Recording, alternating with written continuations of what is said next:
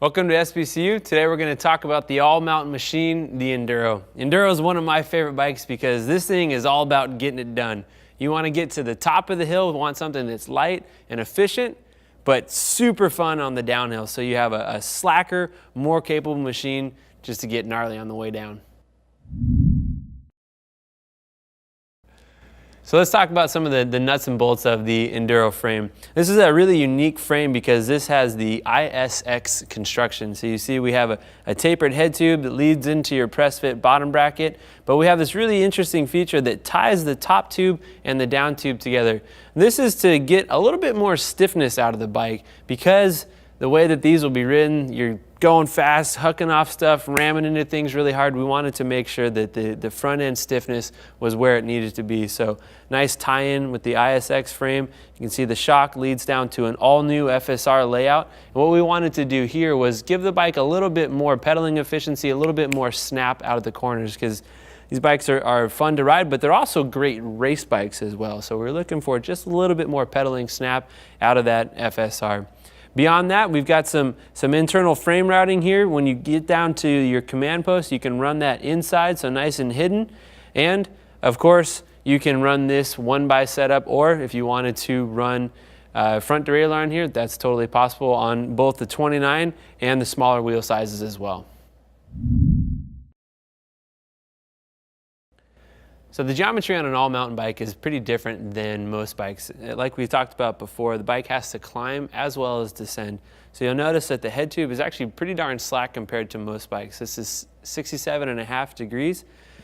And then you move down to a pretty darn low bottom bracket, 13.5 inches at 350 millimeters. That's pretty freaking low, especially for a 29-inch bike. And then when you get to the rear end, this is where things get really, really interesting. We wanted to come up with a bike that was super snappy, just jumped out of the corners. So the rear end on this bike is a 430 millimeter chainstay. That's incredibly short, and we were able to achieve that by melding in a couple different tricks that we've learned over the years.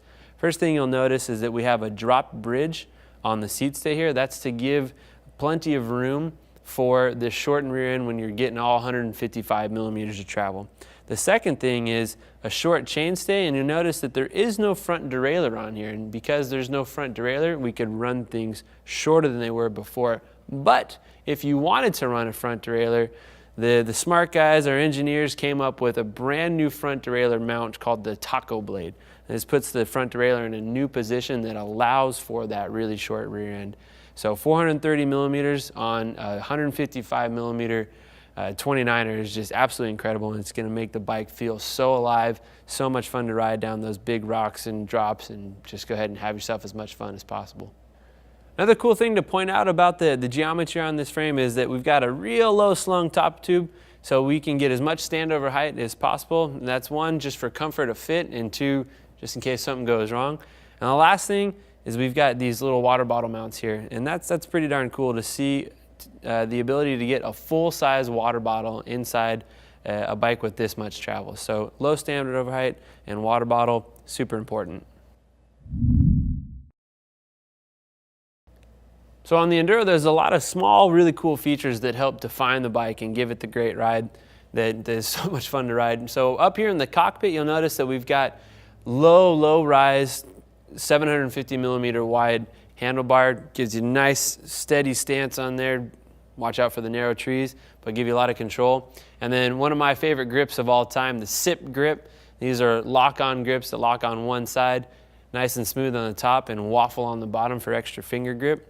Moving down to the fork, on both wheel sizes, we have 160 millimeter pike forks in here. Fantastic fork, one of the best riding forks I've ever ridden, that takes you down into the all-new Traverse SL wheels. So carbon rims on the S-Works, and we also have alloy Traverse rims on the Expert versions. But the Traverse, just like the Enduro, is built for that all-mountain idea. So it's a wider rim, built with a little bit more robustness to it. It's going to hold up very strong, but also really lightweight as well. And that's very important when you're trying to get the wheels up to speed. You want to be able to accelerate them by having lightweight rims.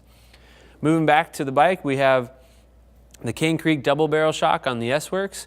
This is a beautifully tunable shock, has all kinds of options. You can make the bike do whatever you want.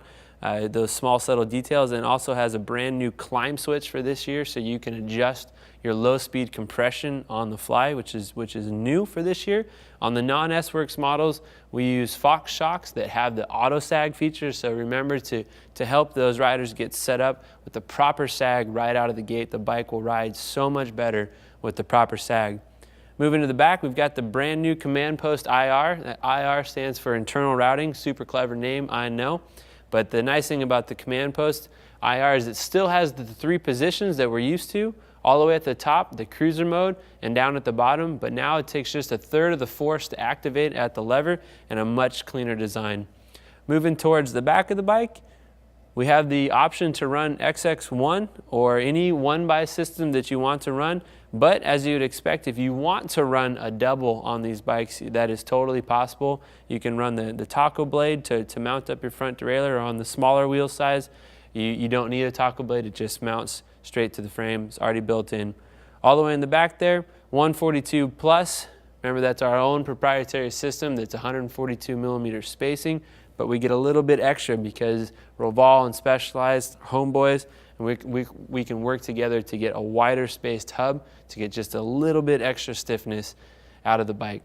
Matched up with Butcher tires and Purgatories in the back, mega grip, and again, one of the most fun bikes that you can possibly ride out there. Be careful because it's going to go fast.